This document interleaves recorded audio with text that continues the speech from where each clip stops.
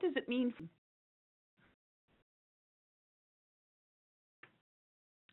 So our day will be to have a quick review of DD 4.300, some definitions of reactive strategies and safety crisis plans, to define some basic review processes of reactive strategies, look at 3 tools that could be used while you're developing your review process, and then to define some follow-on workshops that we could address for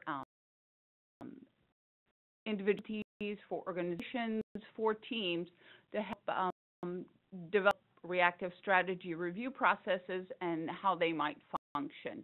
And we were able to do this particular presentation before, prior to some of the changes for DD 4.3.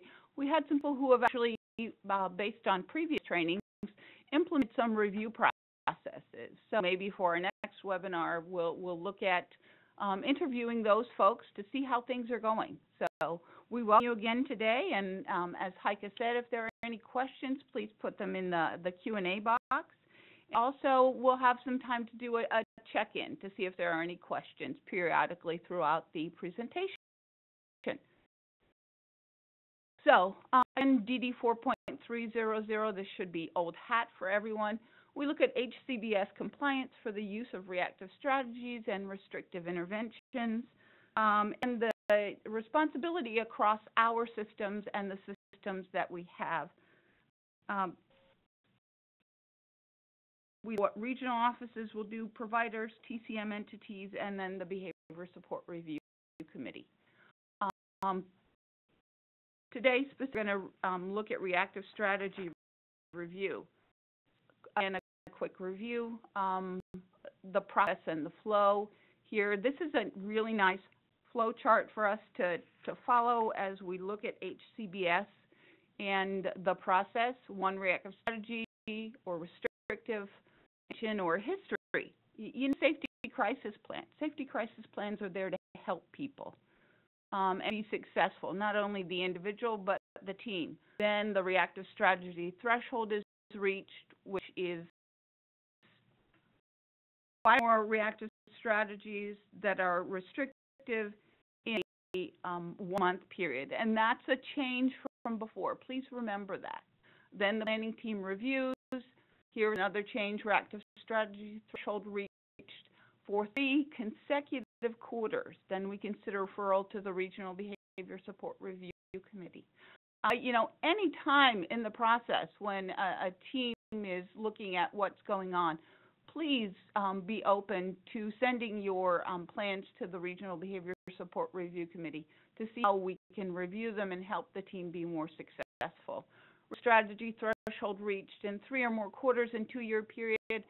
Please consider requirements for behavior services. That doesn't mean you'll wait till that point in time. Please consider, again, behavior services much earlier in the process before, you know, it comes to having the need for behavior services. Behavior services, you know, test them, get them, try to acquire behavior analytic support process, please.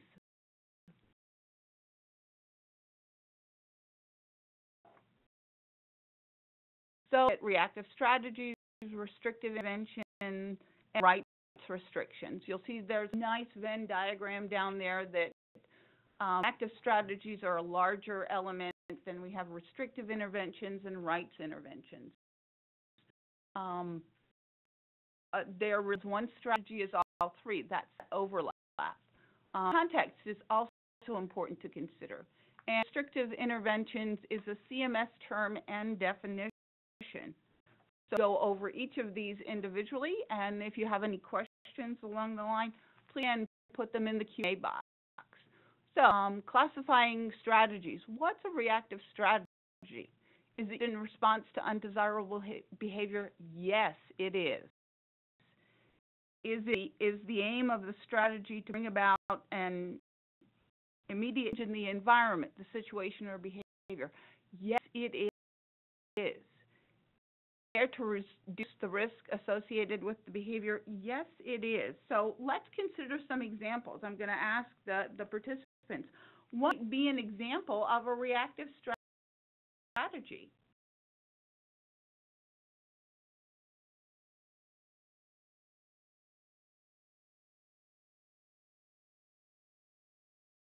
in, or you can answer, you know, where might you find information if these occur too? So I want you to consider that.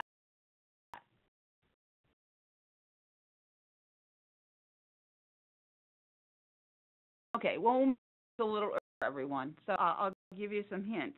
A reactive strategy may be using validating someone's feelings.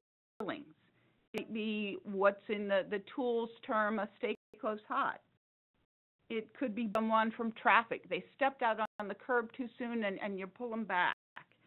Might be asking others in the house or in the environment to leave. Turning off noise. Solution timeout is also a reactive strategy. It's an extreme, but those are reactive strategies. And then, you know, I'm going to throw out the question to the participants. Might we find information if a reactive strategy occurred? Please type it in the Q&A if you have a response, or you do that verbally.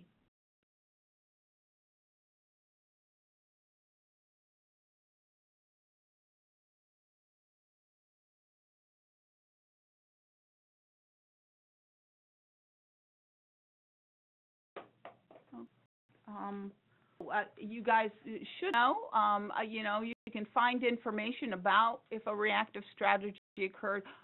Yes, a reactive strategy can almost be any intervention intended to have the effect on someone's behavior. Excellent, excellent, excellent. Thank you very much, Ross. You know, you might find them in the daily logs. You know, it's not reached the level of a reportable event, but it could be an EMT or a reportable event. It, you know, could occur almost any place in the documentation of what's going on. It might be so not only related to the individual supported, but also related to your systems. You know, was a person late for work? You know, those are things that happen that need to be addressed sometimes. So thank you so much for input. Appreciate it. Restrictive interventions. An intervention that restricts movement access to other individuals' locations. Sure is. Is it an intervention that restricts rights? Definitely. Does it employ diverse of methods? No doubt it will.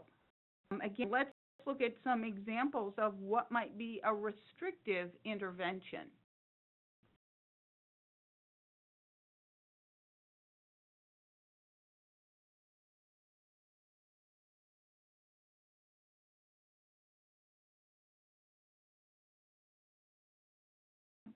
The Q&A box if you want. We'll give you some examples here very shortly.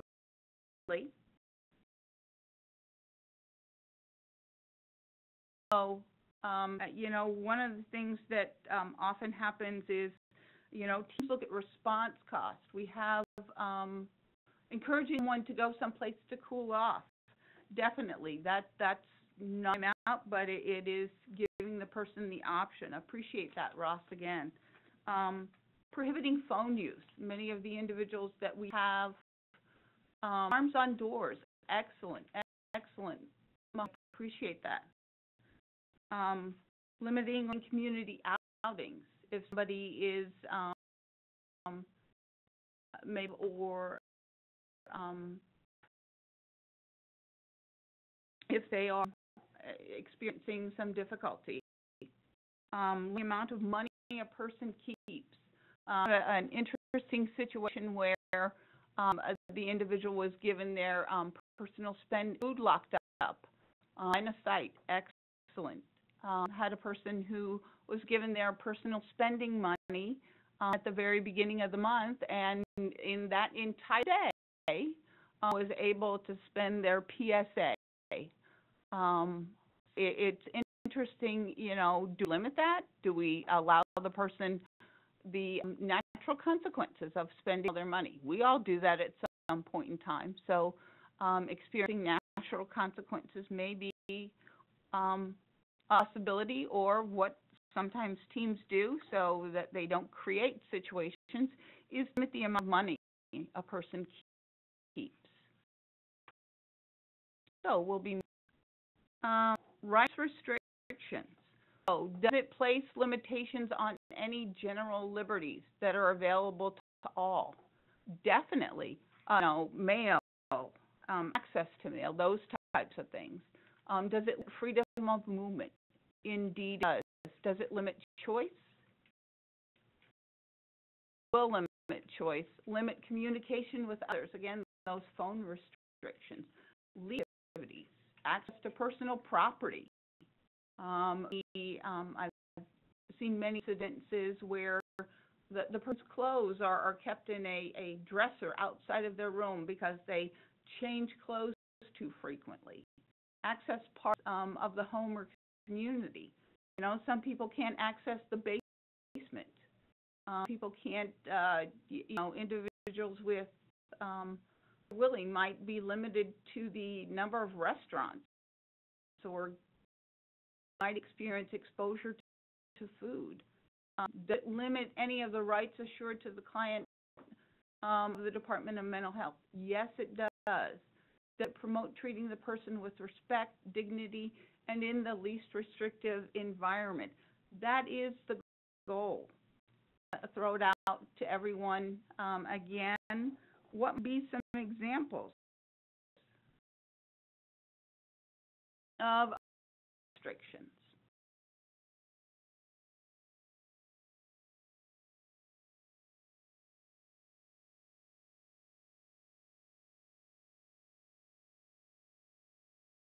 Well, I reviewing not being able to watch certain types of TV programs. Excellent.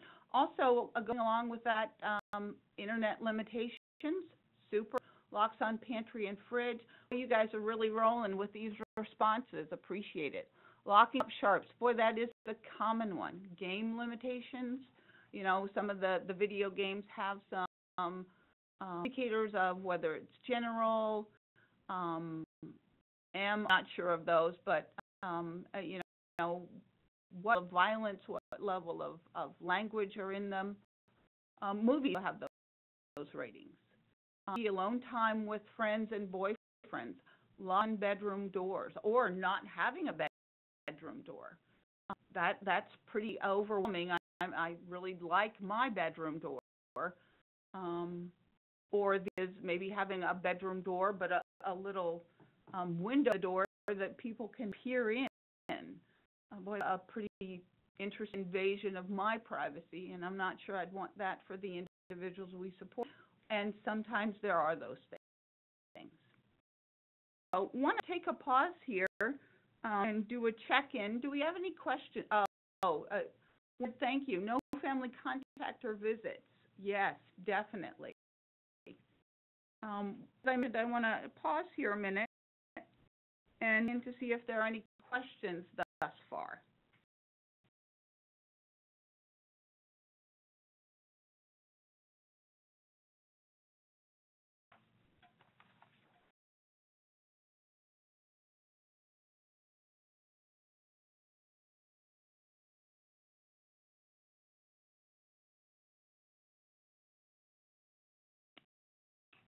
I paused here.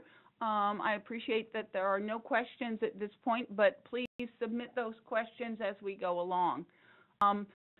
When reactive strategy that's restrictive or there is a history or need, then what happens?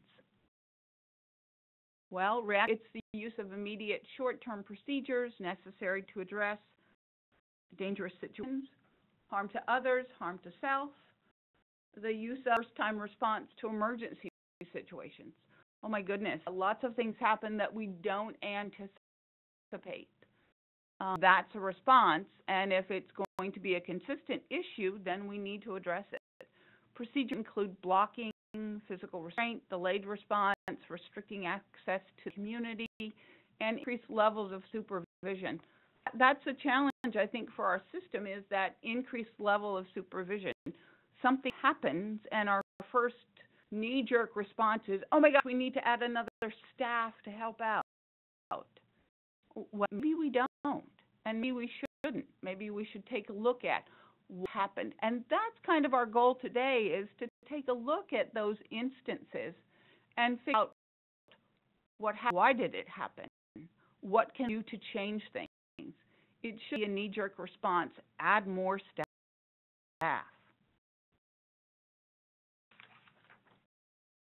So we have that. The idea is that a safety crisis plan has been written or needs to be written. The things that we've had is some things on how to do and write a safety crisis plan. I want to encourage teams to reach out to the behavior analyst, to other team members or other associates who might have written a safety crisis plan to get some support in doing that. Really important element in the safety of the individuals and the safety of your staff. We want to encourage those to be done and to take a look at that. So a safety crisis plan is an individualized plan outlining the reactive strategy designed to most safely address dangerous behavior at the time of occurrence and prevent its occurrence. A plan to prevent the crisis and respond appropriately. So if it does happen again, we have a plan. It's to plan than to not have a plan at all. And again, I want to stress it needs to be individualized. I've seen some safety crisis plans. I've seen some plans that were made to support the individuals, and as we go along, it's like that looks familiar. So stress what are the responses that staff need to make for that individual in that situation.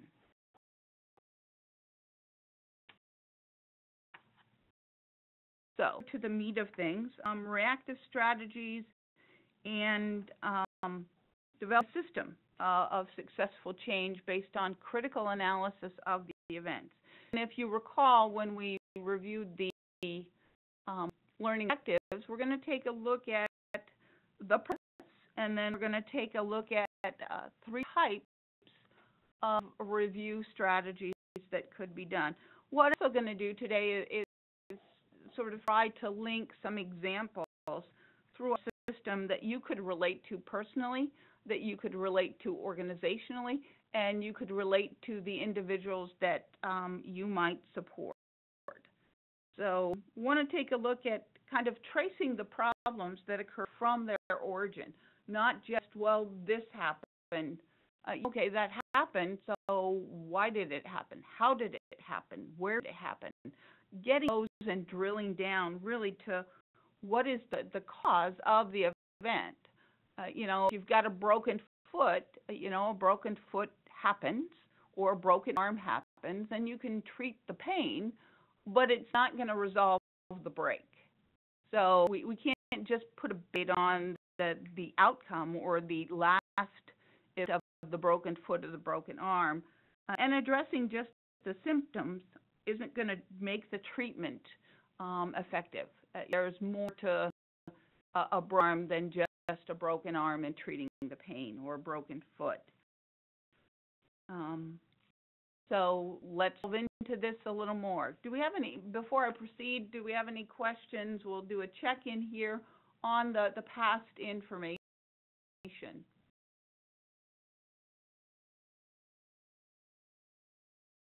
You guys, for responses, have come up with some good responses, so I wanted to continue encouraging you to respond in the Q&A box.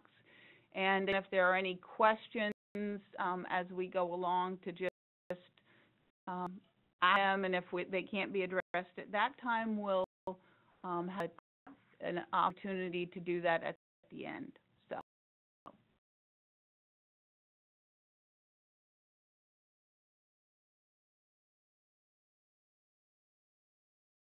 So strategy is a structured, facilitated team process.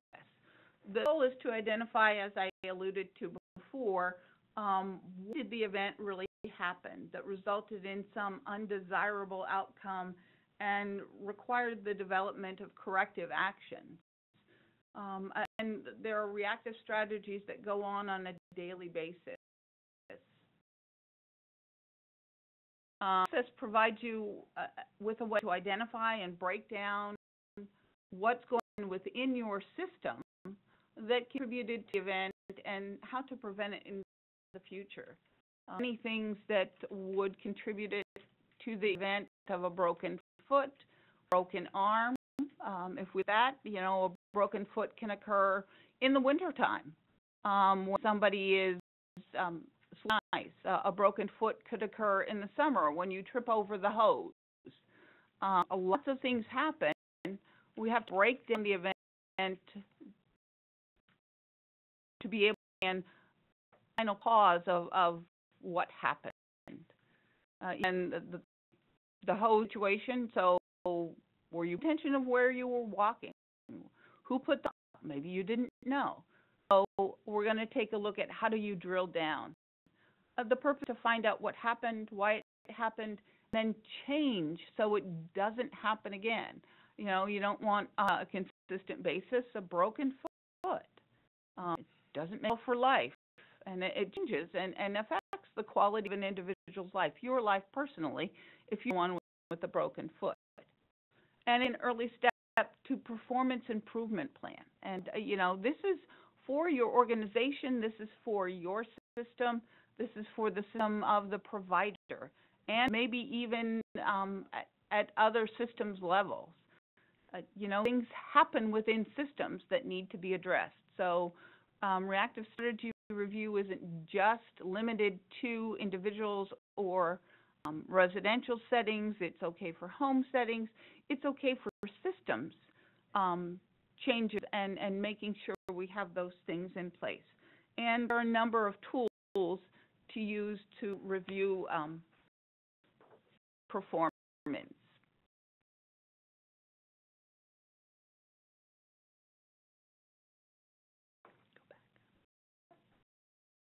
Slide just to give an idea.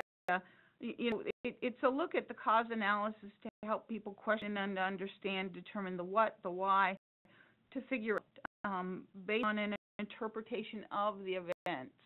And when we look at the interpretation of the events, we need to look at the facts to find cause of what happened. It may be a physical cause, a human cause, or an organizational cause. So we're going to look at the systems that we exist in. It looks at involving and investigating patterns, too. It may not be just a single event. It may be a systemic issue. We look at training. We look at the human resources we're using. We look at those who were involved, and then the timing of when to do the review, and of course, location. So we're going to delve into this a little more. Regards to how to begin this review process.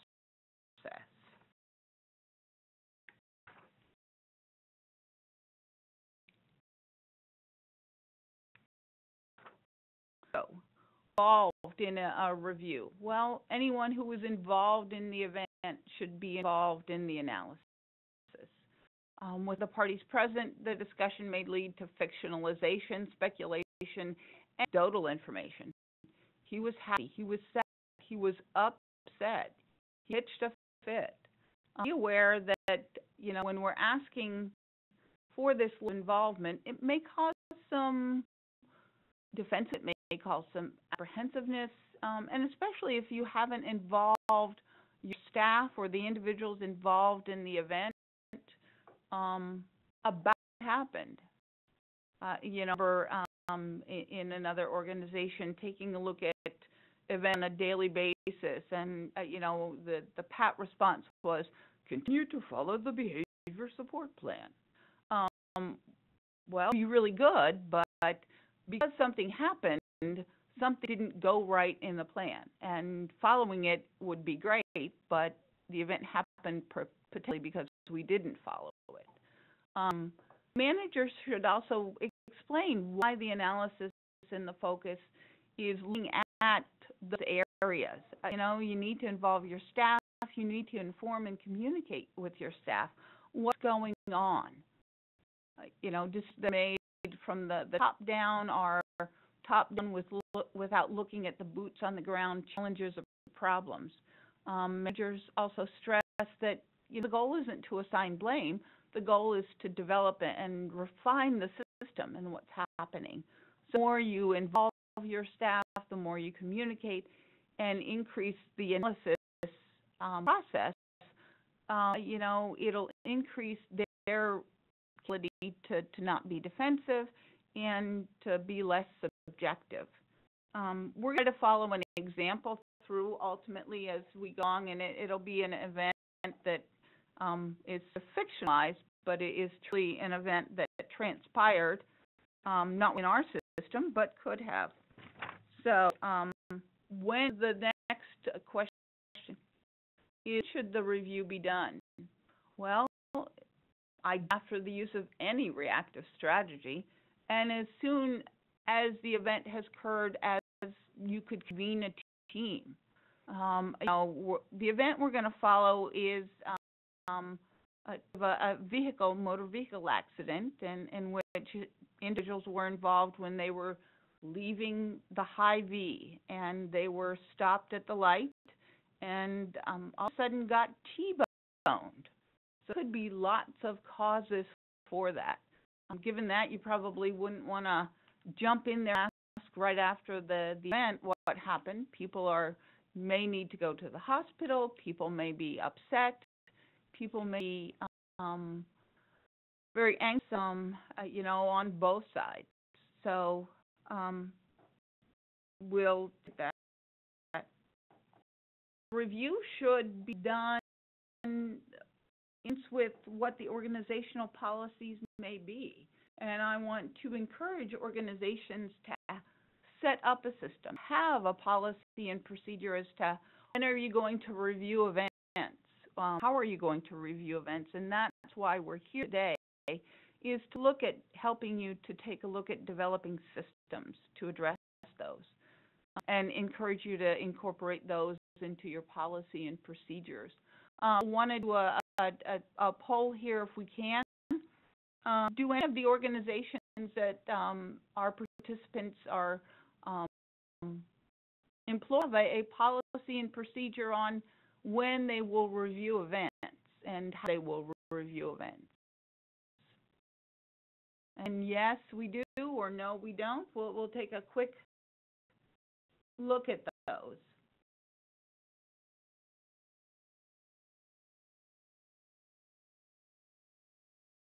Don't be shy. Come on. You had some responses before. No okay response. We're not going to chastise and berate you.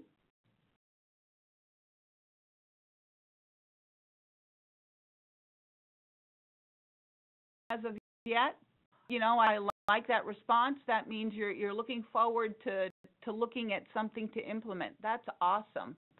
Yes, you do. There are processes. They may be at a very large system level, at a risk analysis level. There may be something at the middle management level. Because you don't have anything doesn't mean you don't take a look at it. What it means is you don't have a real system to take a look at it, to really determine symptoms and trends.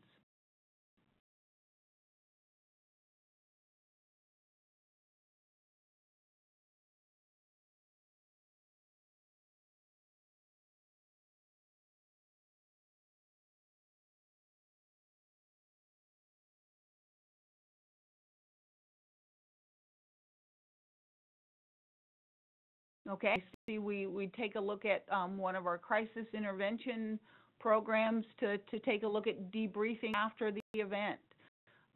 It's safe to say that this is interchangeable with the reactive strategy review. That's the start, as you move on, taking a look at why it happened, the debriefing in regards to that. I am so glad that you use that with the individuals involved. One of the things that often is forgotten when we review events is that, not only about what happened to the individual supported, it's what happened to the staff also. Is staff okay? Say you're not sure whether you have anything in place. I appreciate that. In regards to this, but are in regards regards to following incident reports, hotlines.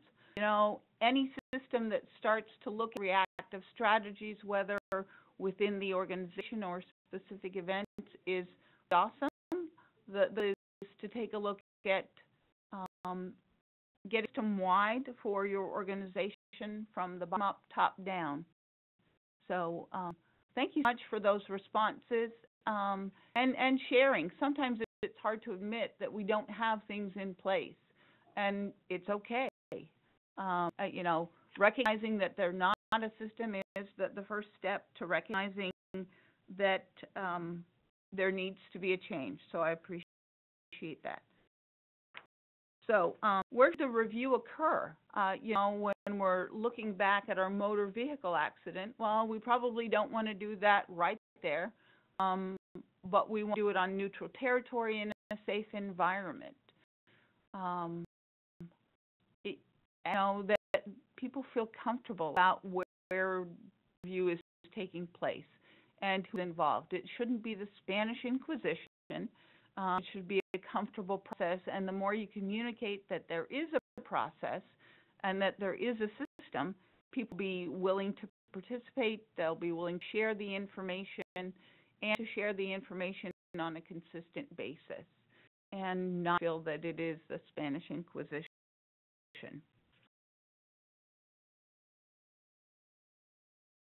Look at setting up a system to review reactive strategies and how they're used.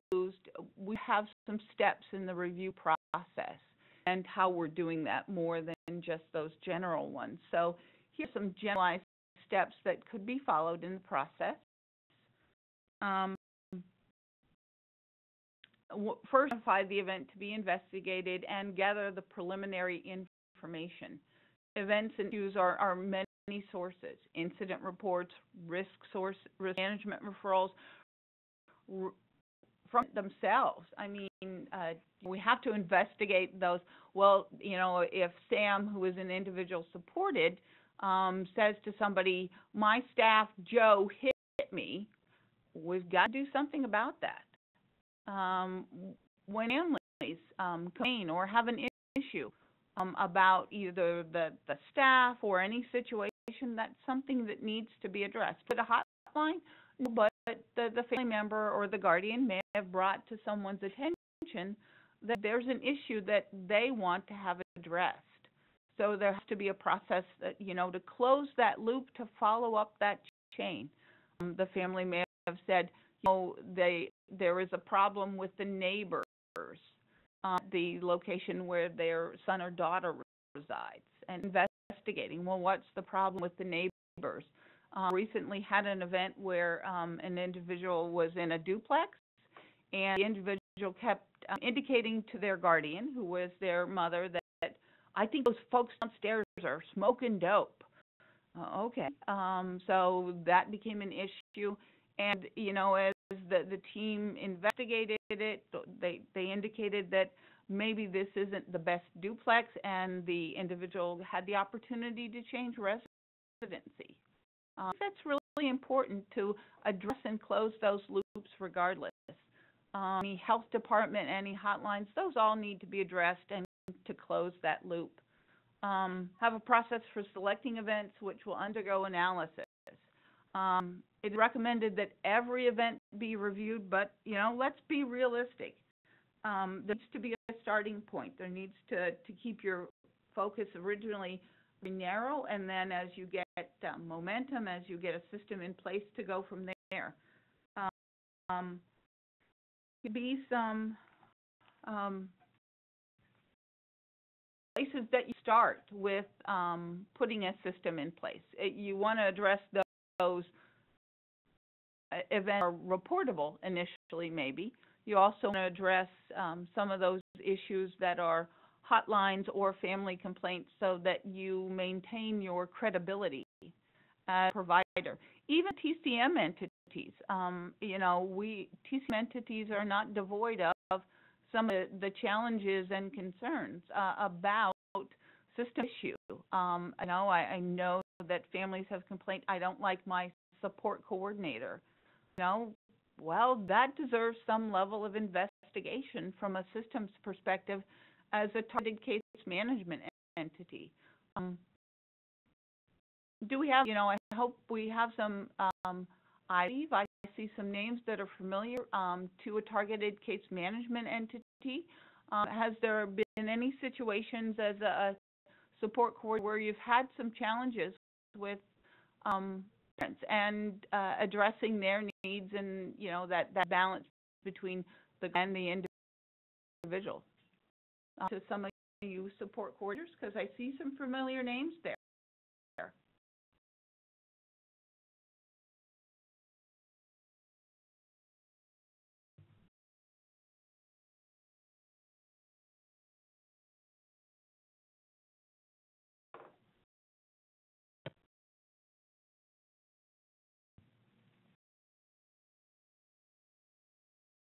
Okay, we have some who have actually experienced that. And, our goal that we're looking at today is, reactive strategies that are restrictive interventions. So that's really the starting point. As TCM entities, excuse me, there might be other situations, but we're looking, initially that you'll focus on those. Next step is to develop a team that would take a look at these situations, select a team facilitator and team members. With organization, the facilitator may be appointed, or maybe, in your residential setting, it may be the QT, it may be the house manager. Not sure how that team is set up. It will be dependent on the situation and those reactive strategies that are restrictive interventions. First are people with personal knowledge of the processes and systems that will allow us to investigate things. So the goal is to take a look at how I might facilitate it without asking people, without making people feel as they are being drilled or grilled about the situation.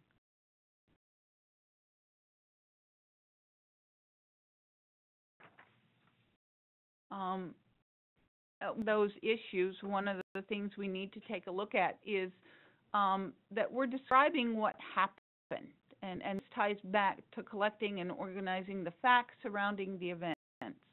Again, it's probably on an event report that was submitted, and I'd like to remind everyone that, discussing what happened is not hearsay, it's not impressions, it's not opinions, and take you back in time to Dragnet and Friday to take a look at just the facts and reporting the facts. I see we had somebody, and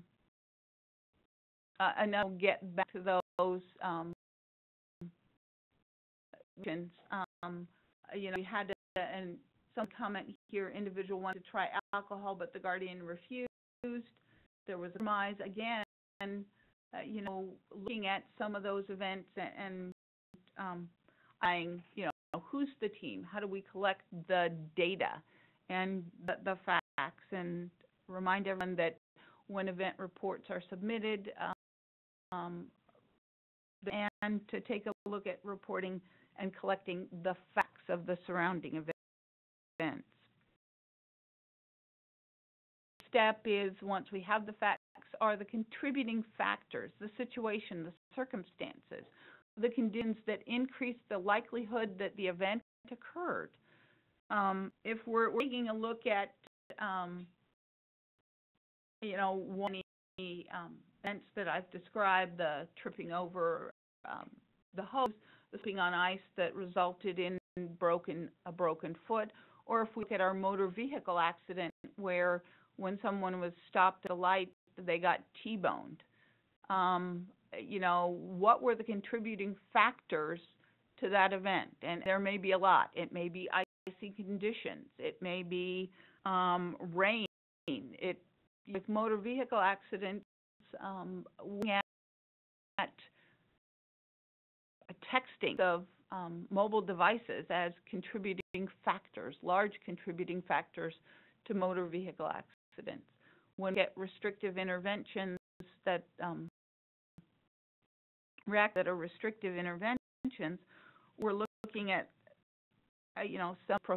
many of those prohibited practices identified in the directive. Timeout, mechanical, those are prohibited practices. Phone restraints, using physical intervention at all also. So let's go to the next step here. And ultimate, identifying the cause. And we do this through analysis of contributing factors to identify. Going back to some of those examples, we'll take it a step further in a different direction here. Why would someone need to be restrained? Out to the group, an individual need to be restrained. What is the ultimate criteria for physical intervention? And hopefully we'll write answers. I have confidence in our for today. We've got 4 of you here to themselves.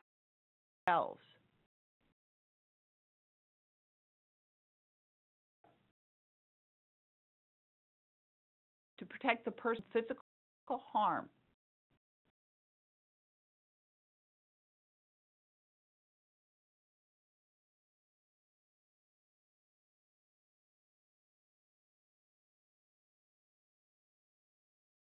It's true imminent danger to self or others. So appreciate your responses. Thank you so much. Physical, it's more than just a threat. It is that imminent danger.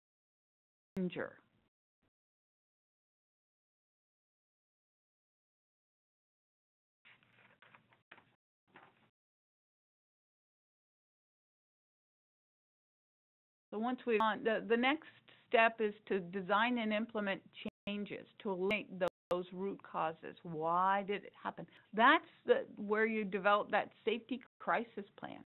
You're looking, what do you do to that doesn't happen again? To do how best to change the process or the response that a similar event doesn't happen. That is truly the basis of that safety crisis plan that people will be writing.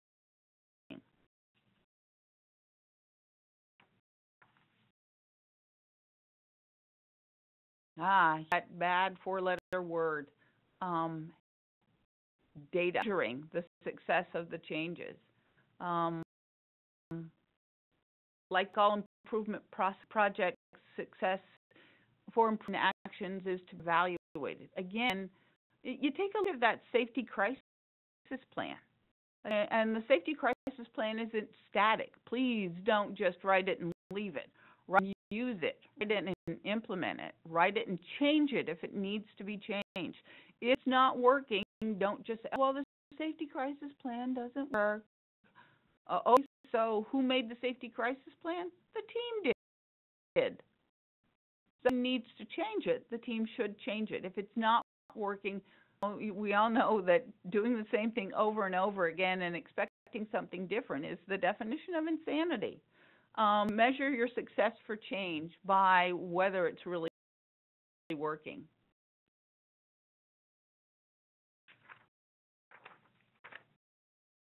All right, we'll pause here a moment before we get into those tools to have a check-in to see if there are any questions thus far. Responses that were very good here on the previous question. Harm, attacking or biting, using a weapon. Excellent. That's that imminent danger we look for.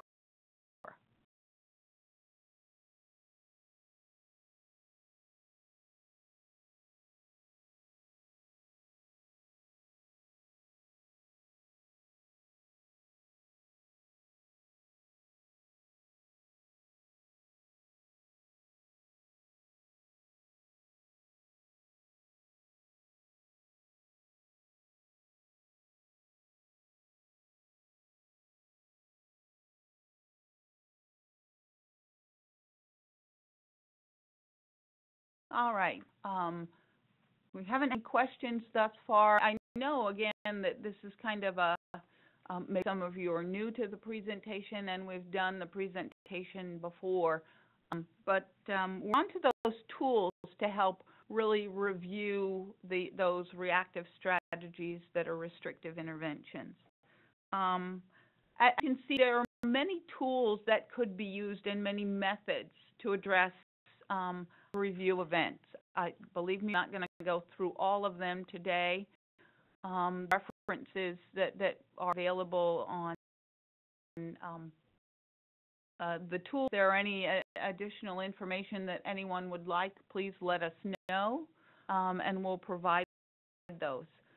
The goal is to take a look at interventions today, the 5 whys, the barrier analysis, and change analysis.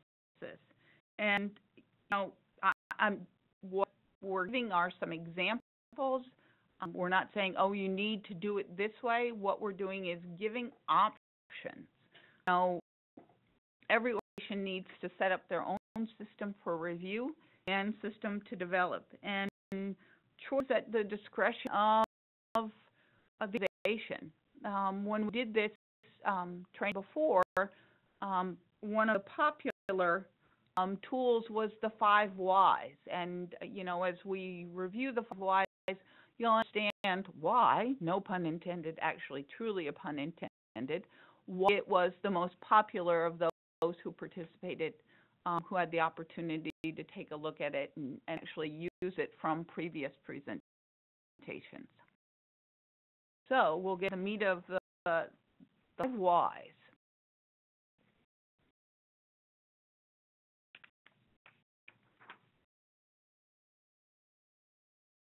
So it looks at 5 steps, defining the problem, why it happened and what, and drilling down. Why is that? Why is that? Why is that?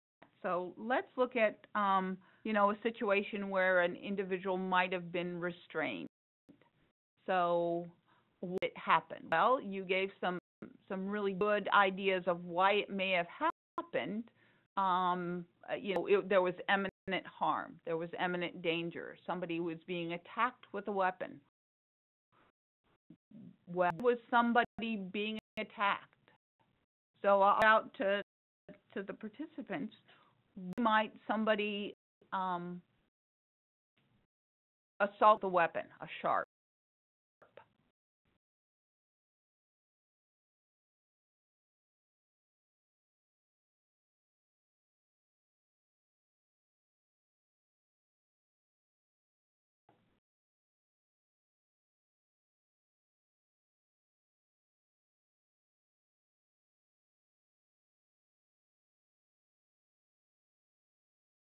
The individual. Okay. Well, that's a why.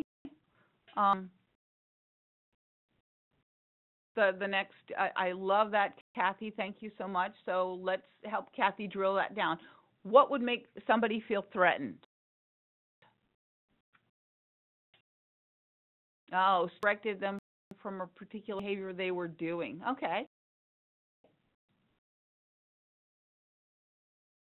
Ones I often read in a plan, in plans in general, is the individual does not accept no.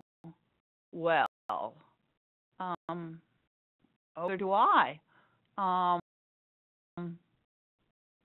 doesn't the individual? So we're drilling down. Why does the individual feel threatened?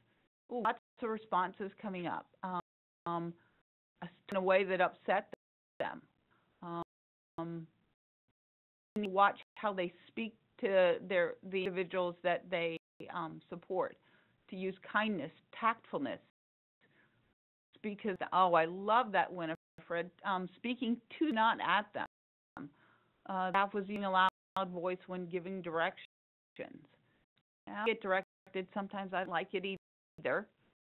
Being loud in their directions, appreciate that. So we've got this individual feeling threatened. The first was the restraint.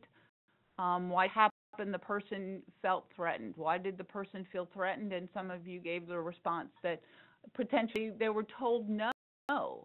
And, why? So, and they were told no in perhaps a coercive manner. They weren't told no in a kind voice. No, you can't do that. No, you can't do that. So what could lead to? Well, there's lots of things why you would say no. I mean, in reality, there are things in the community and events that, no, you can't steal. No, you can't sit on the grass. No, you can't go there. Tie back to larger issues, but again, we drill down to the third why the person was said no. Oh, staff reasons why staff were in personal space. Give an option or a choice. Oh, okay, so the person was told no. Why did the staff say no? Well, because they essentially not enough training to know for options and choices as opposed to just saying no. Thank you so much, Winifred. I appreciate that.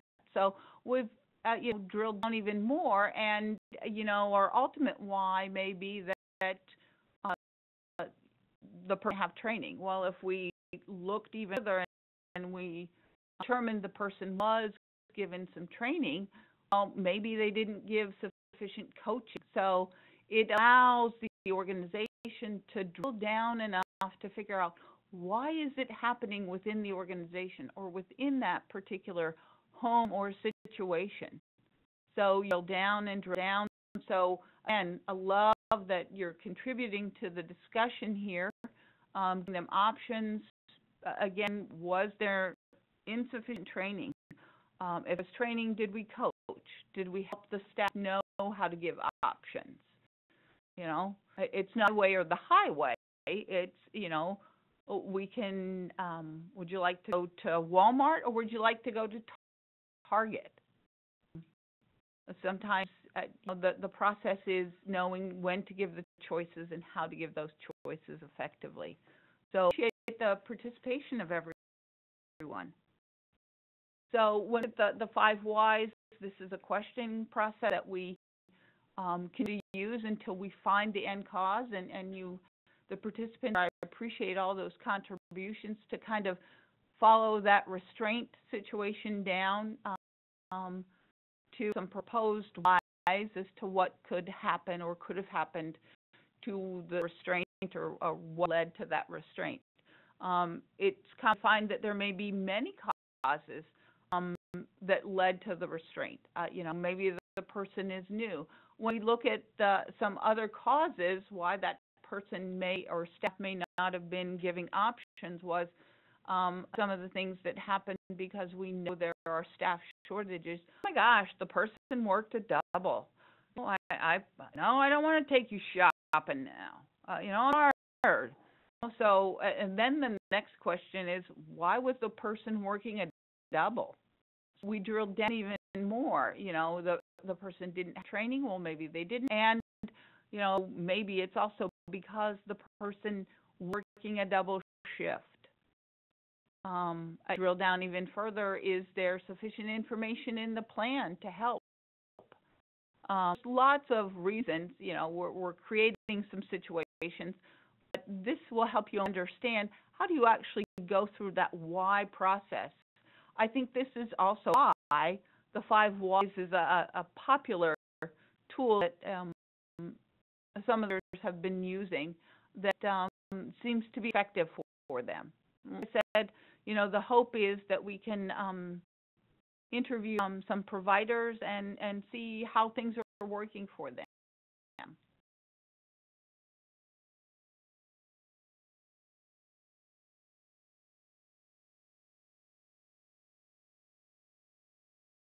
So helpful tips here, as the 5 whys, determine if the truly identified cause versus contributing factors. Again, we have some contrived situations that we're trying to drill down. Appreciate some of the options that could lead to a root cause, and sometimes a lot of it requires digging, looking at the situation, digging. what trend. By each potential cause identified for the team. If the answer for that cause is no, that really wasn't, then the team has truly identified the causes and can stop the questioning process. Identify it as 5 whys, but as we go along, there may be more than 5 whys as we drill that restraint to what truly happened. What were the factors that contributed to the process? Again, simple tips.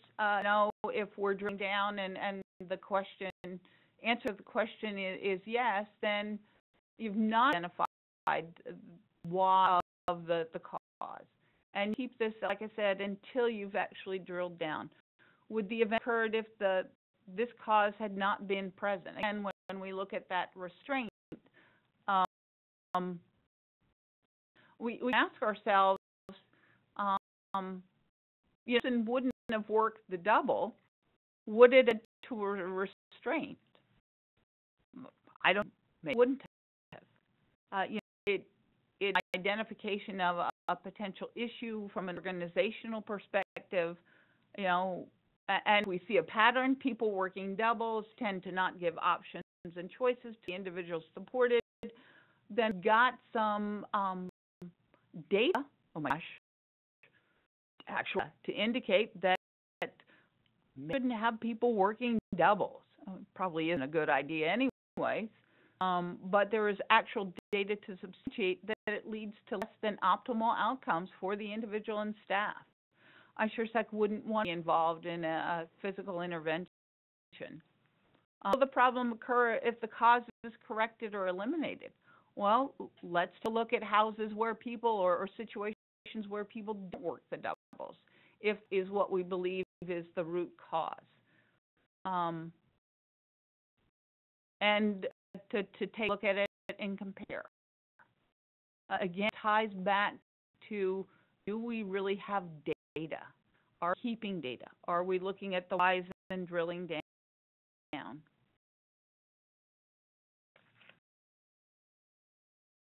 So when 5 whys and situations, many of the questions and issues tie back to a lack of communication. The whole restraint situation could back to the fact that somebody forgot to communicate that today was a community outing. Been the ultimate why of why the situation occurred. We speculated that it could have been because the individual staff was not sufficiently trained. Alluded to the fact that it could be because the staff was scheduled for double.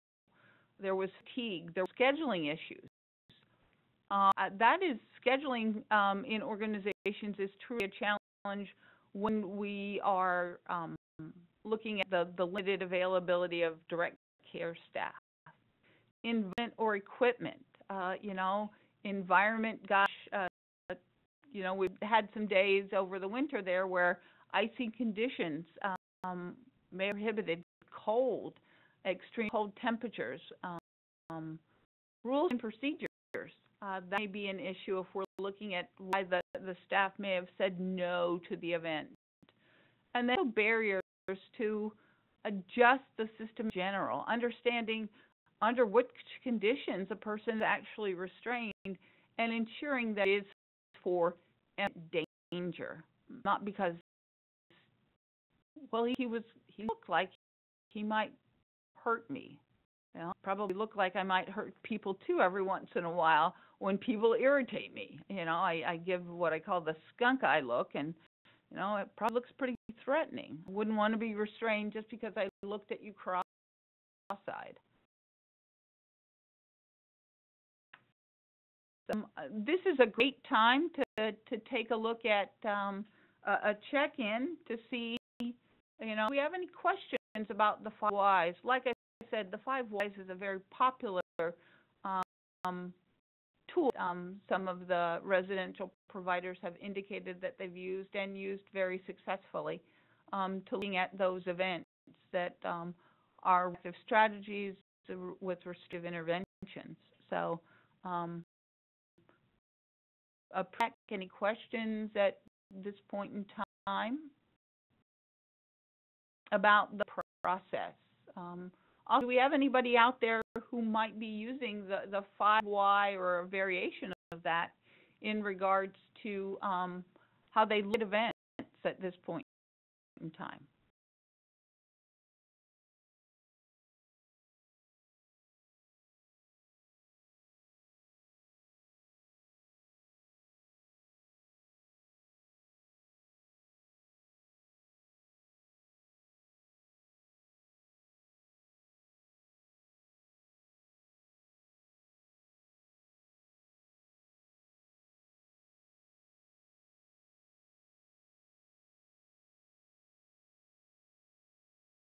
Okay, we didn't have any questions at this point. We didn't have anybody out there who uses the 5 Whys. I'm gonna throw out to the folks there. This might be an approach or a tool you might use.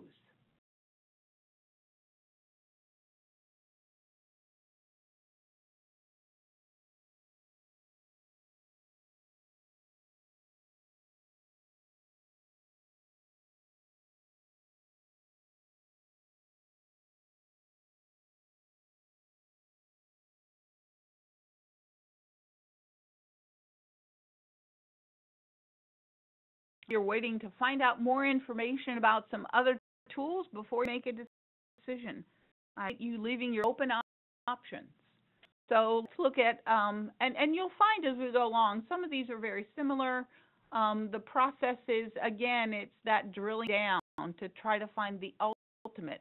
5 Whys is also, if you look below the 5 Whys, the fishbone diagram, you know, that kind of is the same process. It's a neat diagram to help you drill down instead of a sort of linear. It looks at, you know, making a fishbone was and then going out from that. So that's also a good way to take a look at how do we get there, how do we not get there again. Move on to barrier analysis. So again, like I said, you know, you look at barrier analysis, the 5 Whys, they're all very similar. What happened? And you look at causes and factors. Was it human error? Was it a human mistake? Was it material? You know, when we look at material in our situation, materials are our human resources. Was it an environmental factor? Looking at that restraint, could have been the person was fatigued.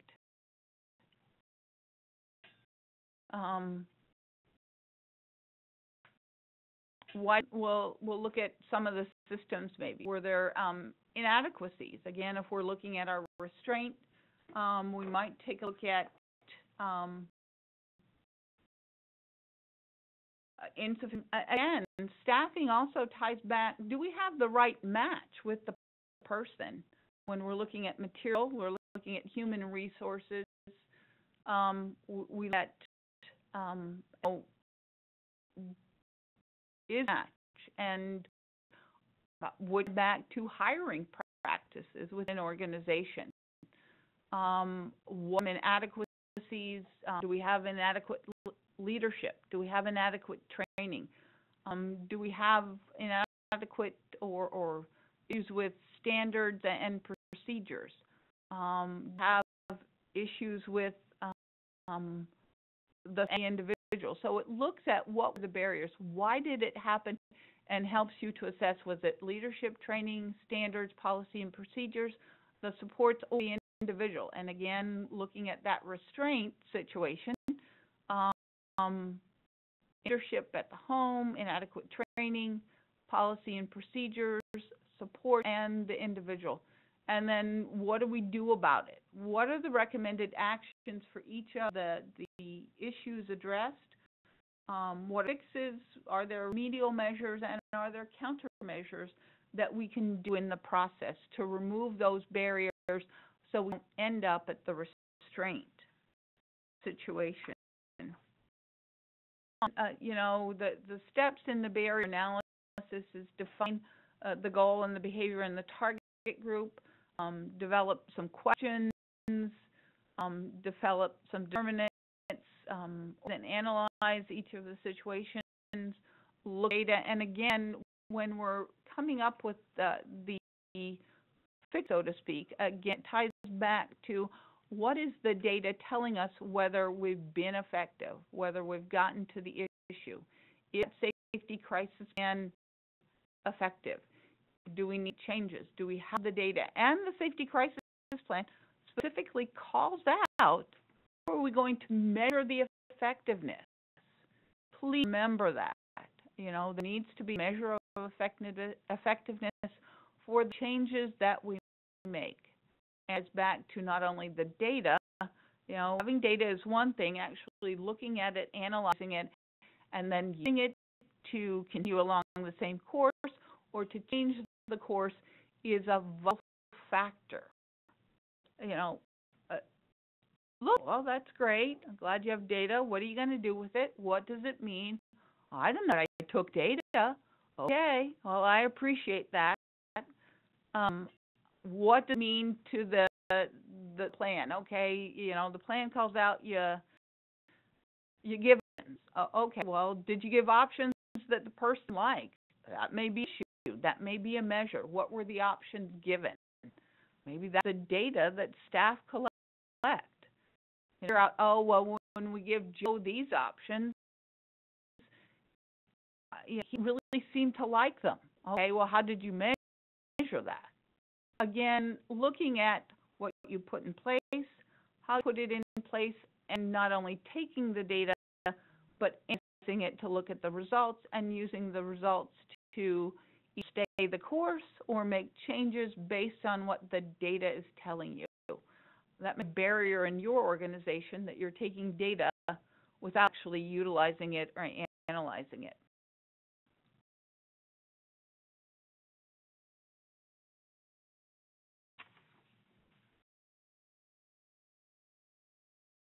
So the last tool we're going to discuss here today, and this is a process we had scheduled till 12:30. Well, that's probably not going to happen today, so you'll get to school a little early here. I do appreciate your participation.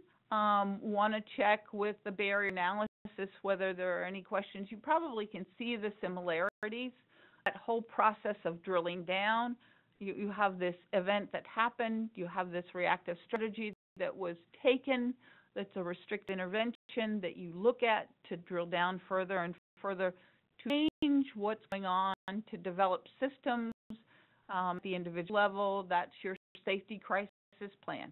It's the development for the individual. And then you look at some patterns over time in your organization. Again, is it because people are working doubles? Is it because we have insufficient training?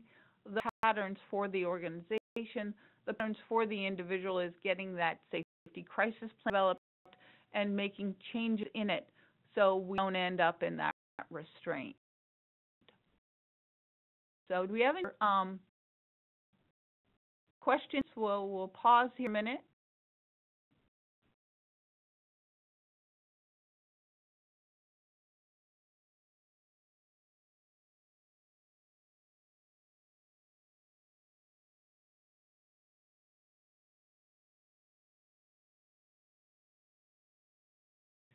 Okay, this is just a worksheet. The worksheet can be developed, and you might just take a look. It kind of looks like that safety crisis plan section. Action by who, when, was it successful, unsuccessful? Things are measured here. Change analysis, it's really a 6-step process that describes the event and the problem, what enabling things, the enabling factors, what were some of the restrictions, identifying then, okay, so we've got this happened, again, the restraint, what enabled that, what was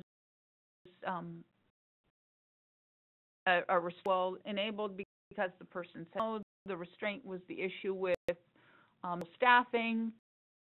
What action might be taken? Well, another thing that was mentioned was providing options. So action might be provide options that are desired by whom, by the staff on the shift,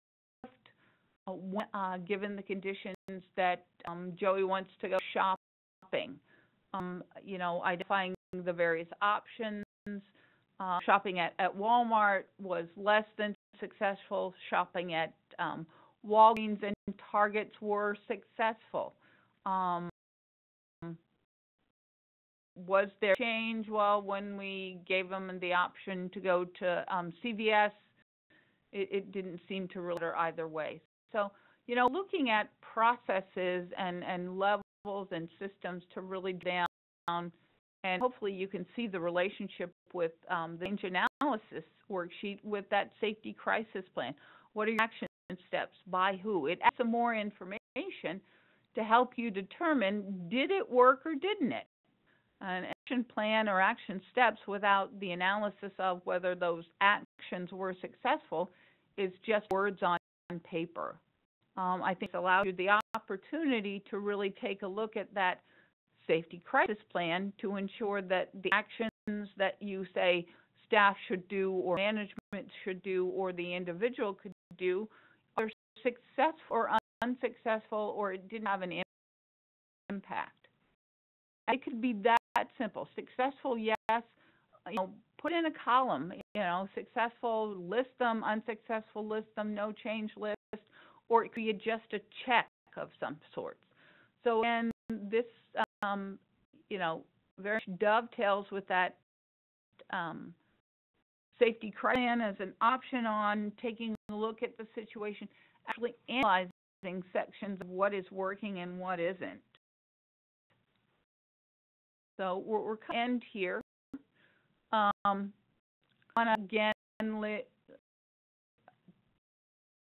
ask for any questions at this point in time. I'm back. Please.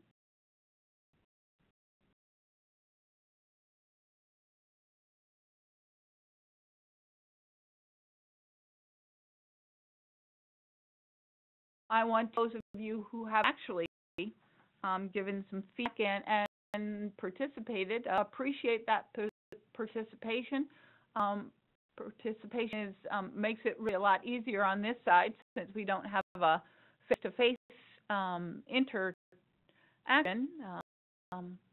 But one look at making you aware of some opportunities for follow-on workshops. The idea is for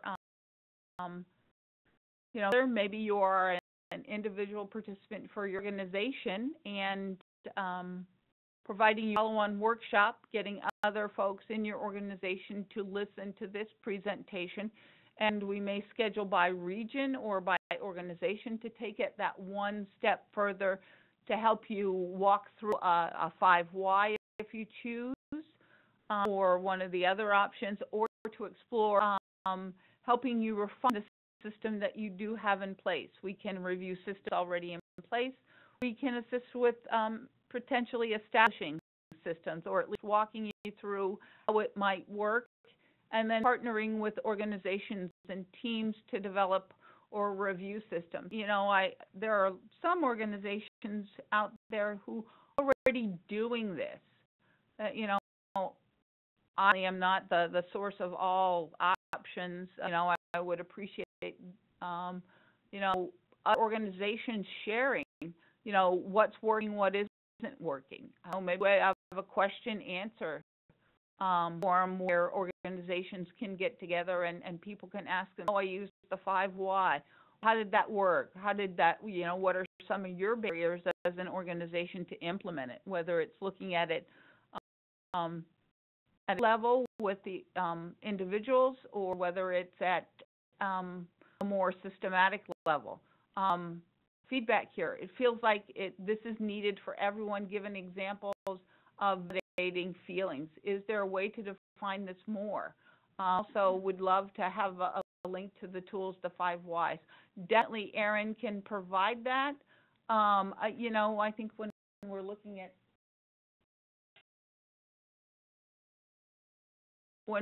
things in order to give you examples of ways to look at those reactive strategies, restrictive interventions.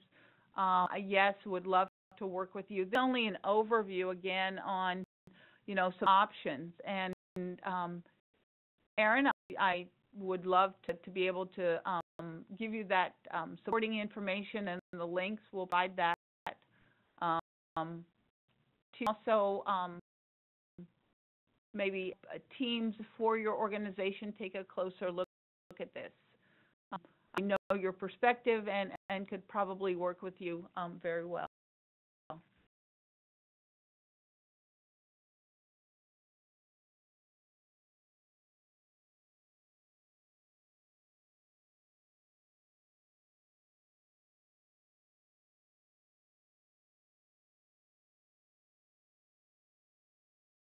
And just for clarification, I mean, you know, you don't have to do it every time somebody validates. Those are just reactive strategies. What we're looking for are the reactive strategies that are restrictive interventions. You know, might that be something that the individual supports do? Sure. You know, I appreciate that oh, I validated, that worked, good. But we really, you know, that's, we're looking at more reactive strategies that are those restrictive interventions as indicated by, you know, a physical intervention. So, you know, I think on an individual basis, that's a great way for staff to take a look at what they're doing is effective on a personal basis. Way to take data too, but you know, what we're looking at more is those reactive strategies that are restrictive interventions.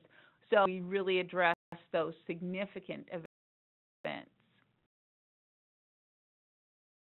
Other questions?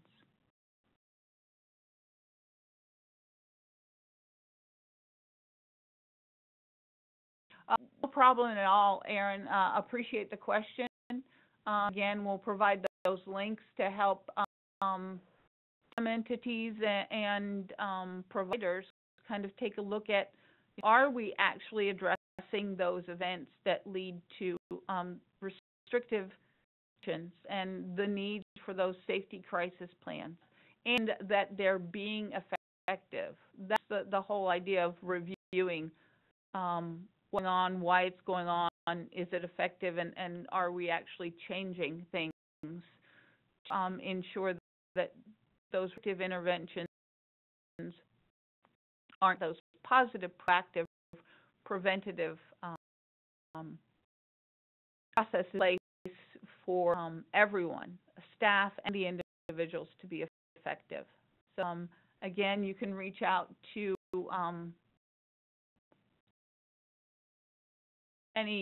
myself or any of my associates on the question and answer phase, but we do have the next page, those contact information. If you're from the Eastern region, you can contact my associate, Melantha. If you're in the Central region, Lucas Evans, and of course, I am Rita Cooper, the Western Region Area Behavior Analyst. And even Dr. Rogers could address some of those questions. Feedback, Jamie, very helpful. Appreciate that. Thank you. We'll wait a couple minutes for any additional questions. For any additional questions.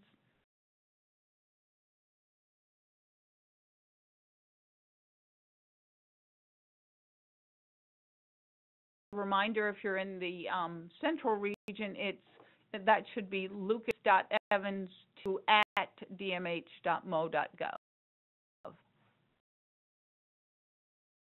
As we're this webinar for today, I want to reach out to your participants and say thank you so much for your time today and for your considered participation, your feedback, and your questions and your responses.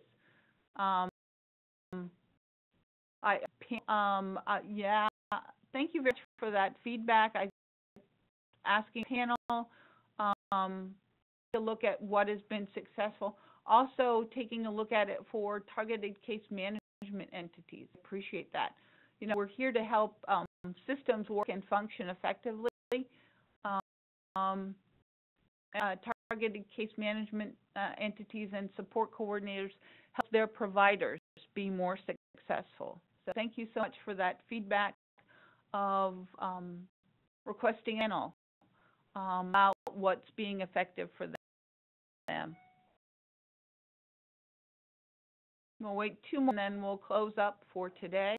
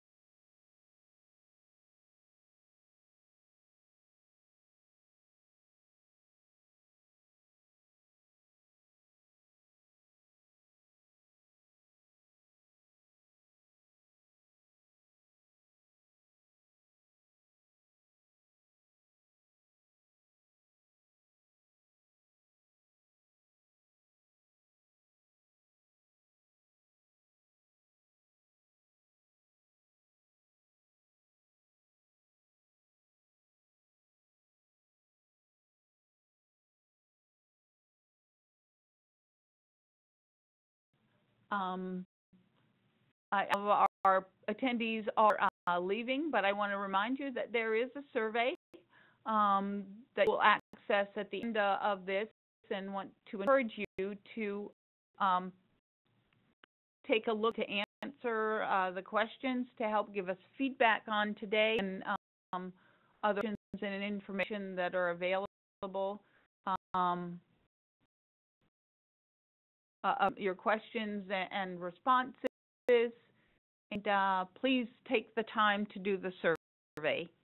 Give us the feedback so we can change how we do things and take some good data on whether this was an effective use of your time and what other options you might want in the way of training or feedback or support.